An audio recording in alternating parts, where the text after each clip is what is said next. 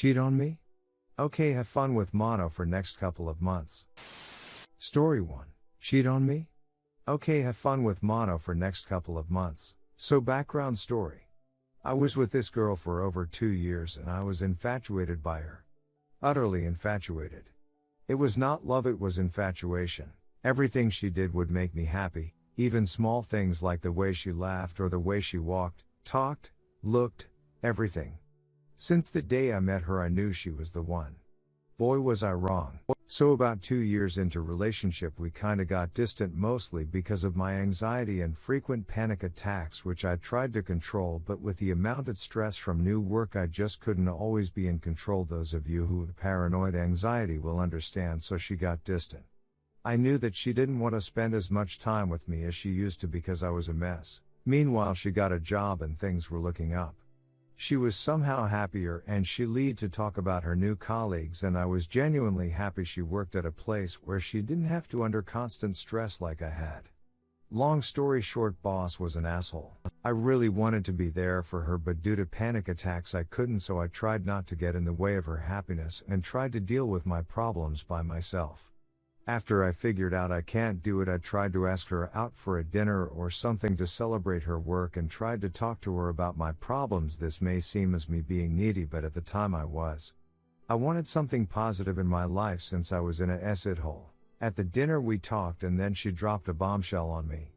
She said she has slept with a guy from her new work. I was devastated. Mind you, we were in a 2-year-long relationship and I was working the job I hate to save enough money to pop the question and all that acid. So I just sat there in disbelief and looked at her. She was rolling her hair. It made me hurt even more and I broke up with her then and there. But she couldn't let it go. Constant calls, messages and acid which made my anxiety skyrocket. After a couple of months she sends me a photo with her new boyfriend guy from work with a message: your services are no longer required. It killed me inside, so I blocked her number. 5 months later I get a call from unknown number. It is her.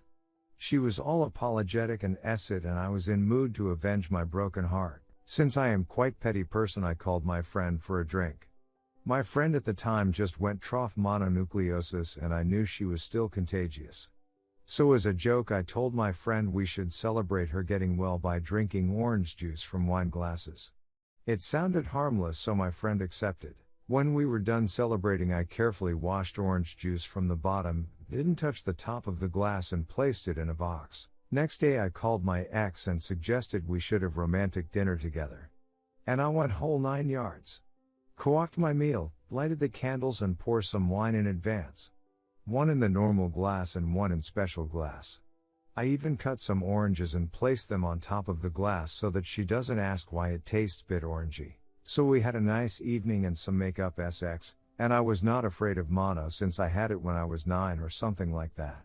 For the next month I was in a relationship with her again and all my friends asked me why was I doing this to myself, if only you know. She was coughing and snorting and all that acid and I knew I hit the jackpot. So she got to the hospital and it was mono. I was there for her for 3 months. Taking care of her like I was the best boyfriend ever, and when she got better she was told by her doctor she will have to wait for 6 months or so before she could normally interact with other people. And then I decided to strike. You see, you were in tough time and I was there for you and did not cheat on you or anything. Why are you going back there? It was over a year ago. Because I got you mono. Got up, left, blocked her number and never spoke to her again.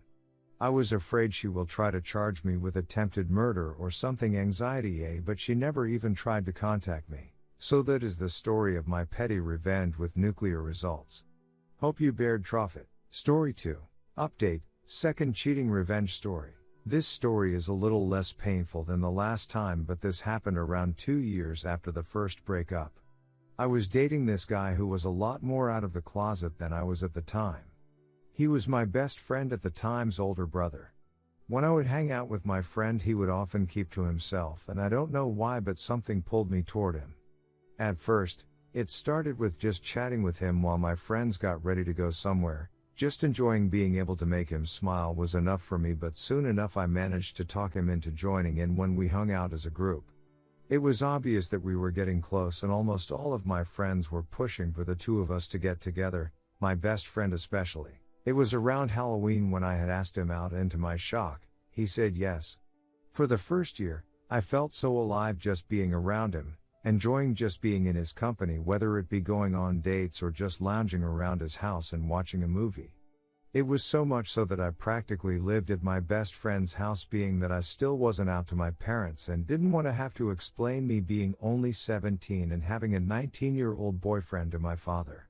It helped that the family supported us, feeling as if I was a member of the family myself. Things started changing when he built up a bit more confidence with himself and began to gain a group of his own friends. They were a bit older than him and he looked up to them, so he started to change his personality as a way to impress them. It started out with small things like making slight jabs at me when they were around, and eventually just anytime he pleased. He started to get pushy about me telling my parents that I was gay so I wouldn't be lounging around his house all the time. It progressed to him trying his best to exclude me from hanging out in either friend group, lying about what he was doing, blowing off plans with me, or lying to my friends saying I couldn't go. I tried to brush off these actions and pretending that what was happening didn't hurt. It got to the point to where he would even get annoyed at me hanging out with my best friend at their home and completely ignoring me while he hung out with his older buddies. The only time I had heard him even speak of us being together was when he would make lewd comments regarding our S-time life. One night my best friend was having a sleepover with me and two of our other friends, and like normal we stayed up until late into the morning, energized on energy drinks and soda. It was nice to hang out like old times again with my friends, and they seemed to agree with me. We were halfway through a weird conversation about some show or another when my boyfriend came home.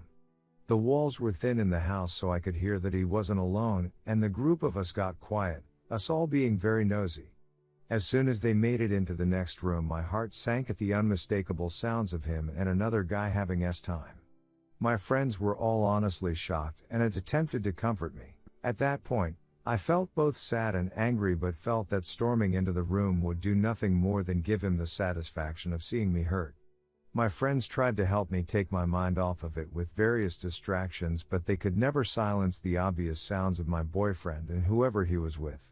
I tried to pretend like I didn't hear it, not wanting the group to have their sleepover ruined by my drama, but no matter what, with each sound I could hear through the walls, my sadness turned into anger. Even after my friends crashed, I remained wide awake in the silence of the room with the sounds still very obvious. It wasn't long before the sounds stopped and I see from the crack in the door my boyfriend's buddy, shirtless and disheveled, making his way to the front door. Long story short, I did not sleep that night, and by the next morning, I was still very angry. My boyfriend was heading out of state to look at a certain college he was hoping to attend, so he had to wake up pretty early. I was in the kitchen drinking some hot tea when he woke up. He shamelessly stumbled, half naked, into the kitchen, smelling of S-time and cheap cologne to hide the scent. He was tugging on one of my old shirts that I had given him for his birthday and attempting to fix his hair like nothing had happened. "Hey babe, you stayed up all night again?" he asked in a groggy and familiar tone. He knew that I had a tendency not to sleep sometimes, occasionally losing track of time, so he didn't assume anything.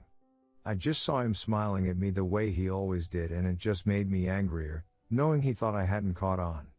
"Think you could fix me a cup? I need to get on the road soon." I just stood up and walked around the bar into the kitchen area and pulled out the tea packets. I sat while the tea kettle boiled and had thoughts of throwing the hot liquid on him, but thought against that. When it began to whistle, I poured the hot water into his mug and went for the lemon juice he liked to put in his tea every morning. That was when my eyes landed on the lemon flavor laxative that sat in the fridge. I fixed his tea all right, but instead of lemon juice I poured a good amount of the liquid laxative into his cup, reading the instructions, of course, not wanting to kill him. I also added one of those S-time stimulants that sat on the counter. It was a gag gift from his dad for his last birthday that seemingly never left its spot on the counter. I stirred it really good before returning the tea to him, watching him gulp it down. He looked at the time, noting that he had to get on the road before traffic, pulling me into a kiss. I was disgusted by this, tasting another man on his lips as he left out the front. I watched him leave, waiting a good hour before sending him a voicemail, telling him that it was over. I later told my best friend about what I had done, and the two of us still share a laugh about it to this day. My now ex was really angry with me when he came home since he said that he had accidentally soiled himself in traffic and every time he had to make a pit stop his ejection would accidentally fall into the water. I felt bad about it but at the same time felt it is still a bit funny. My ex of course still gives me dirty looks when I come to visit, sometimes getting jealous when he hears me and my best friend talking about other guys.